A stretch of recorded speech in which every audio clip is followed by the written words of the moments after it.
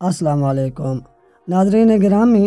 तुर्की को यूरोप और एशिया दोनों बरआज़मों में एक अहम हैसियत हासिल है, क्योंकि तुर्की एक ऐसा मुल्क है जो आधा बरआज़म एशिया और आधा यूरोप में आता है। तुर्की की इसके अलावा भी बहुत अहमियत है और इसके फैसलों और रद्द-ए-अमल को दुनिया में असर भी मिलता है। तुर्की की यूरोप में क्या अहमियत है और अब तुर्की अमेरिका और यूरोप के लिए क्यों ख़तरा बन रहा है, इस वीडियो में इसका तनकीदी जायज़ा लेते हैं। तमाम तफसील सुनने के लिए वीडियो को आखिर तक ज़रूर देखिए और इस चैनल को सब्सक्राइब करके घंटी का निशान ज़रूर दबाएं और इस वीडियो को लाइक भी करें। मोहतरम नाज़रीन, तुर्की नेटो इत्तेहाद का हिस्सा है और अमेरिका के बाद नेटो में सबसे ज़्यादा ताकतवर और ज़्यादा फ़ौजी ताकत का हामिल मुल्क है। मोहतरम नाज़रीन, नेटो से मुराद नॉर्थ अटलांटिक ट्रीटी ऑर्गेनाइजेशन है और ये इत्तेहाद अमेरिका की ज़ेर क़यादत 29 ममालिक पर मुश्तमिल है, जिसका क़याम 1949 में अमल में आया। सर्द जंग के आगाज़ में ही ये इत्तेहाद इसलिए वजूद में आया कि रूस की ताकत को रोककर इसे कमज़ोर किया जाए। ये इत्तेहाद सियासी और फ़ौजी ताउन की मौजूदा दौर में एक कामयाब और बेहतरीन मिसाल है। तुर्की 1951 में इस इत्तेहाद का हिस्सा बना।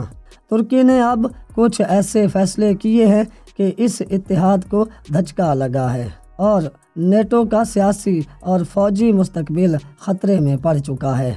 एक फ़ैसला ये है कि तुर्की ने अमेरिका को F-35 लड़ाका तैयारे ख़रीदने के लिए $1 बिलियन 4 लाख की खतीर रकम अदा की हुई है। तुर्क सदर रजब तैयब एर्दोगान ने इस रकम की वापसी का मुतालबा किया है और G20 ममालिक के इजलास के दौरान वो अमेरिकी सदर से इस बारे में बात करेंगे, मगर अपने $1 बिलियन 4 लाख हर सूरत में वापस लेंगे और अगर सीधे तरीके से रकम वापस न की गई तो फिर तुर्की के पास रकम वापस लेने के लिए और भी कई तरीके मौजूद हैं। ये मौजूदा दौर की नाजुक सूरत हाल और अमेरिका को दरपेश आलमी चैलेंजेस, ख़ासकर चीन से तनाज़ा और अफ़गानिस्तान से इनख़ला के बाद पेश आने वाले मसाइल के दौरान एक अहम और बड़े इत्तेहादी मुल्क की धमकी है, जो अमेरिका के लिए बहुत ख़तरनाक साबित हो सकती है। तुर्की को क्योंकि अपनी अहमियत का अच्छी तरह इदराक है, इसलिए वो इससे भरपूर फ़ायदा उठाने की कोशिश भी करता है। तुर्की फ्रांसीसी सदर के नबी अकरम हज़रत मोहम्मद सल्लल्लाहु अलैहि वसल्लम की तौहीन पर मबनी खाकों को सरकारी सरपरस्ती में इमारतों पर आवेज़ा करवाने और इजराइल के फ़लस्तीन के लोगों पर मज़ालिम पर बात करता रहता है। तुर्क सदर का इन मामलात पर हर आलमी फोरम पर बात करना भी अमरीकी हुकूमत और नेटो ममालिक को एक आंख नहीं भाता। अब जो नई पेशरफ्त सामने आई है वो बगावत के मुकदमे का सामना करने वाले उस्मान कवाला के मामले पर है।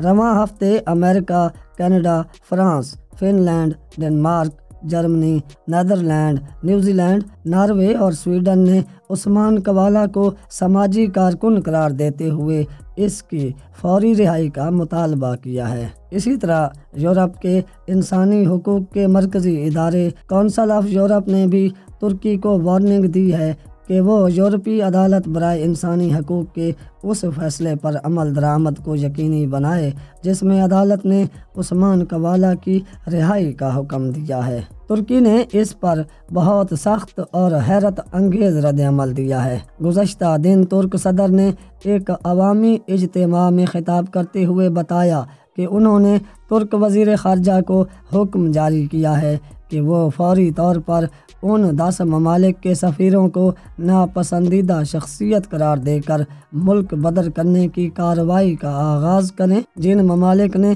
उस्मान कवाला के हक़ में बात करके इसे समाजी कारकुन करार दिया है। ये फ़ैसला ऐसा नहीं है कि जिसके असरात न आएँ, बल्कि इसके असरात अगले कई सालों तक दुनिया को महसूस होंगे, ख़ुसूसन तब जब तुर्की मुआहदा लोज़ान से आज़ाद होकर एक आज़ाद और तवाना तुर्की बनने जा रहा है। یورپ کی اہم تجارتی بندرگاہ باسفورس جب آزاد ہو کر ترک کنٹرول میں آئے گی تو یورپ اور امریکہ سمیت تمام نیٹو اتحادیوں کے لیے ترکی ایک ڈراؤنا خواب ثابت ہوگا۔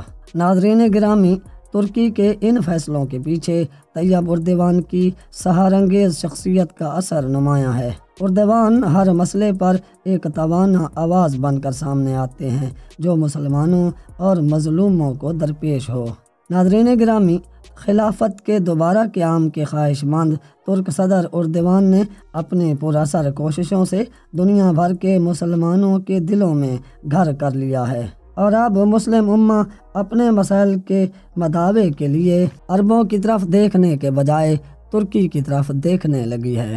ناظرین گرامی، ماضی میں سعودی عرب، جو عربوں اور پوری مسلم امہ کا واحد نمائندہ سمجھا جاتا تھا، نے اس طریقے سے امہ کے مسائل کو اجاگر کرنے اور ان کے حل کے لیے آواز اٹھانے میں پس و پیش سے کام لیا۔ جیسے سعودی عرب کو آواز اٹھانی چاہیے تھی، ویسے وہ آواز نہ اٹھا سکا یا جان بوجھ کر آواز نہ اٹھائی۔ ایسی صورتحال میں جب قیادت کا خلا امہ کو شدت سے محسوس ہو رہا تھا، ترک صدر اردوان نے اس کا بھرپور فائدہ اٹھایا اور جن مسائل پر سعودی حکمران خاموش رہتے تھے، ان پر امہ کے حق میں ایک منفرد اور طاقتور آواز اٹھائی، اور اسی لیے دنیا بھر کے مسلمانوں نے ترکی کو اور اردوان کو مستقبل میں اپنا نجات دہندہ سمجھا، اور یہ ترک صدر نے اپنے قول و فعل سے ثابت بھی کیا۔ ناظرین گرامی، آنے والے دنوں میں عالمی منظرنامے پر ترک صدر کے فیصلوں سے ایک بھونچال ضرور آئے گا، اور اگر اس میں وہ ثابت قدم رہے تو یہ فیصلے نیٹو اتحاد کے تابوت میں آخری کیل ثابت ہوں گے۔ اب تک کے لیے اتنا ہی۔ اس ویڈیو کو لائک کریں، ہمارا چینل سبسکرائب کریں۔